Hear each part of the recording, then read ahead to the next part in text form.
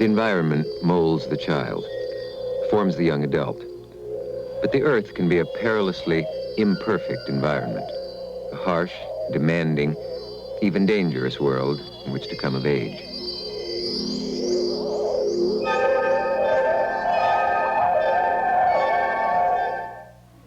Okay, roll sound. Sound rolling. Camera on. Okay, when I say smile, tell her to give me a big smile. Okay, smile.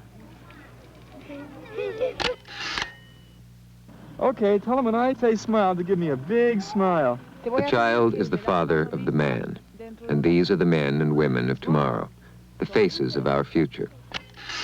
Each is a portrait of a child affected by the environment in which it lives. Each has a story that is specific and individual, yet that could be told by tens of thousands, hundreds of thousands of children the world over. They smile for the camera, but these smiles are far more fleeting than is the image on the film. Smile. Sir. Units 11 and I'm citywide responding to the boy shot in the leg at 3709 westbound Lexington 1163 units slow down. 5931 emergency.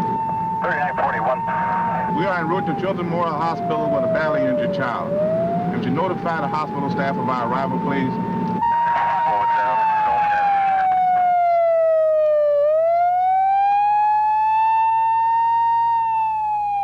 It is 9 o'clock on a bitter February morning, and a 13-year-old is being rushed to a hospital, the victim of a violent environment that can warp a child's life forever. His is one face we cannot show. He is one of 5 brothers. Their father is out of work, and sometimes the father drinks, and sometimes he beats his children. Is the child breathing? Is the child conscious? I need a doctor. I need a doctor to ERA. Follow me in here. I need a doctor in ERA. Put him down here with the head up this way, please. What doctor in the ERA brought in by the police? I don't know right now. Okay, listen, get neurosurgery down here and get surgery down here stat. Hey, neurosurgery and surgery stat. Okay, listen, we'll open that thing wide up and get some... I got a big here. 2 weeks after the incident, because some people cared enough to help, the boy is well enough to tell his story. We live in 2 small rooms. My room had ice on the wall because there's no heat. One day, me and my little brother, we was playing around.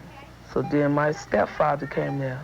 He said, son, you're making too much noise. I said, Daddy, no, he isn't. He said, boy, listen, I'm gonna teach you a lesson. So he started beating me and beating me. Next thing you know, I woke up in the hospital. I knew I was there, because that wasn't the first time. Environment can become a harsh master even when parents do care. They can do nothing to better their situation. This is a slum of survivors, uprooted from their homes by an earthquake.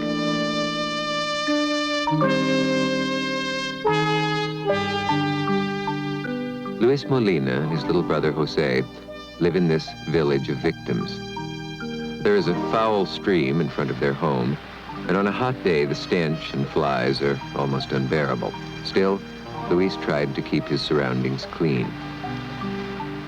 But finally, my mother said it was not worth the effort because people continued to dump garbage in front of our home anyway. Luis's sister dropped out of school to take care of the family when their mother got sick. Luis did not go to school today either because he has no shoes.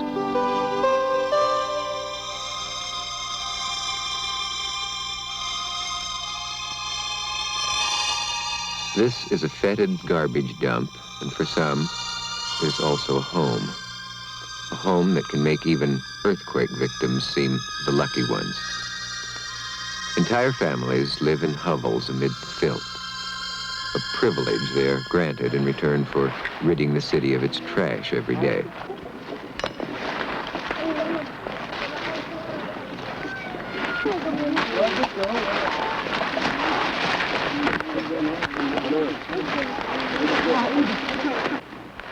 The children have become skilled scavengers, and amid the waste, they uncover a strange paradox.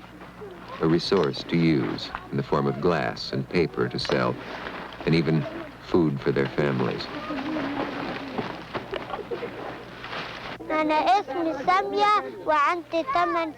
My name is Samia. I collect and sort garbage. I will marry at 12. At 13, I will have a baby. They say the babies who die here are the lucky ones.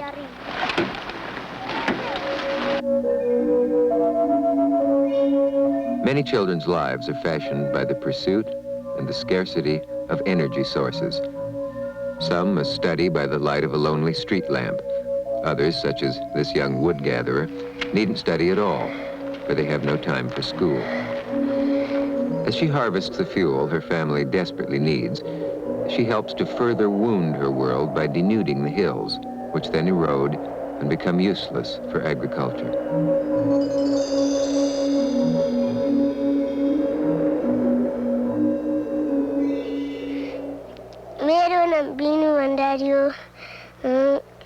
My name is Benu Bandari. I am very shy. We must cut wood to cook our food. Once the wood grew not far from the hearth. Today, Benu must trudge miles with a burden that will make her old before she's an adult. For the search for energy can consume all of a child's energy.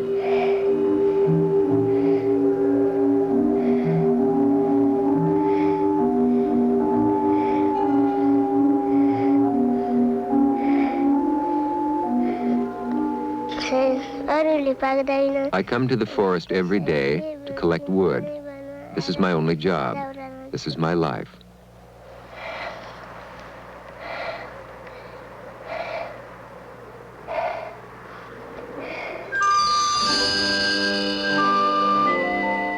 This girl is not out for a walk, nor is she fortunate enough to have to harvest wood. She must collect cow dung for fuel. In her part of the world, hundreds of thousands of children labor at this grim task every day.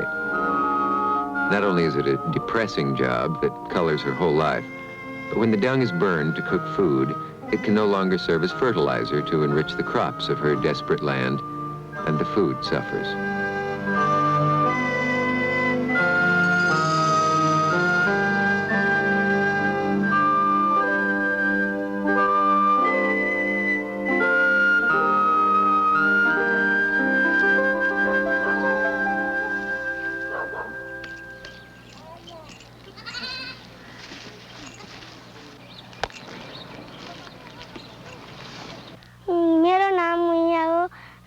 My name is Maya.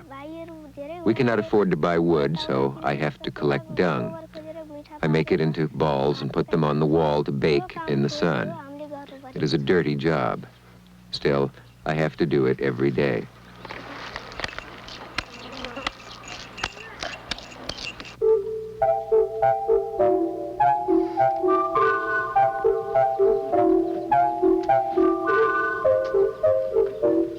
The weary burden of women and children the world over is collecting the water so absolutely necessary for life.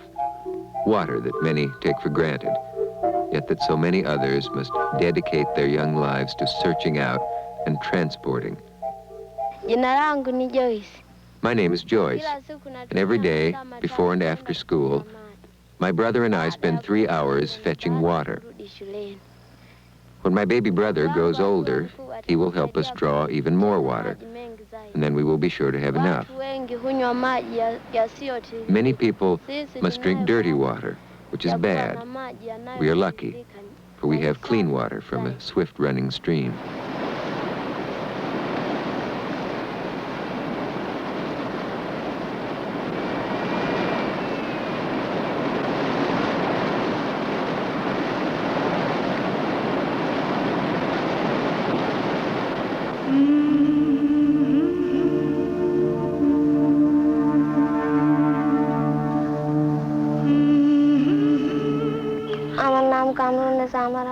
My name is Kamrun Nessa. I am taking food to the hospital for my mother. She is there with my little brother who has stomach disease. My mother became afraid and stopped feeding him. I love my brother very much. so I feel very bad. A child is dreadfully subject to malnutrition. An adult becomes hungry. A child can become brain damaged. The results of ignorance and poor diet become society's burden.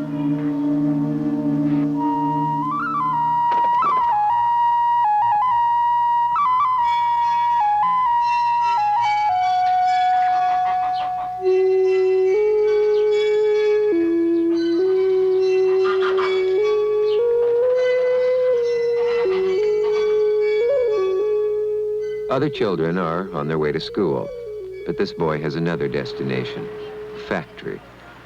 He had been the smartest child in his class, but today he labors 12 hours a day, 6 days a week, weaving rugs.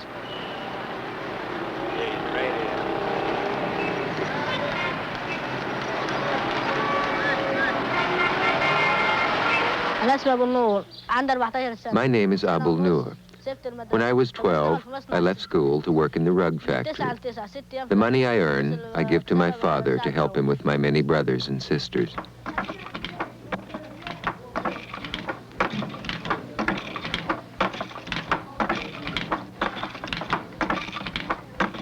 The labor of their children is of great value to the poor, but it can be a terrible waste to the world when the economics of survival take precedence over education.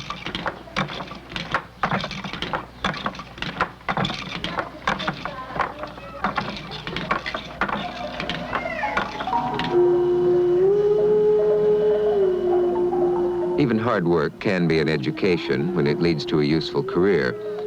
But when a child becomes a beast of burden, all mankind suffers. For this boat puller, a river is a place of back-breaking work, not of childish sport.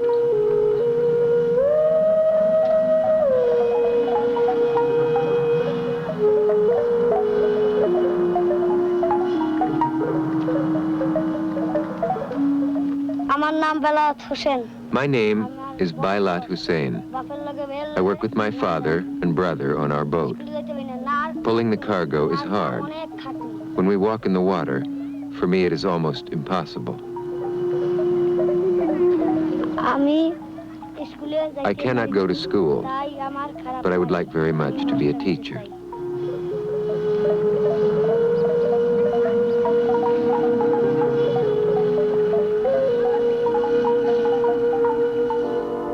That land across the river was once this girl's home.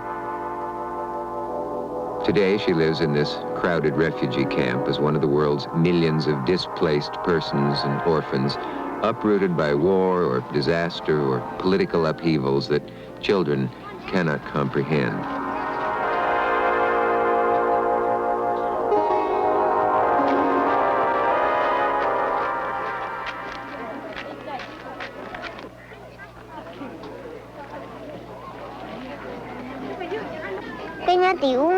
My people lived in the mountains since the beginning of time, but soldiers killed my family.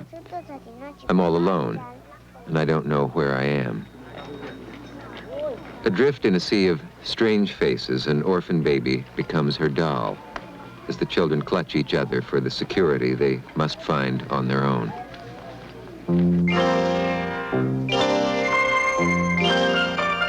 What can we do to make a child smile? Not just for the camera, but for the world. How can we change that world so they can grow up to their full potential and enrich our lives with their curiosity, creativity, and love? Shouldn't we think about it?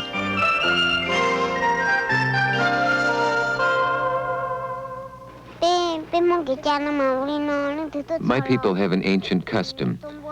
When a friend goes away, we give them a bracelet of string to wear so they will remember us. This is for you. Remember me.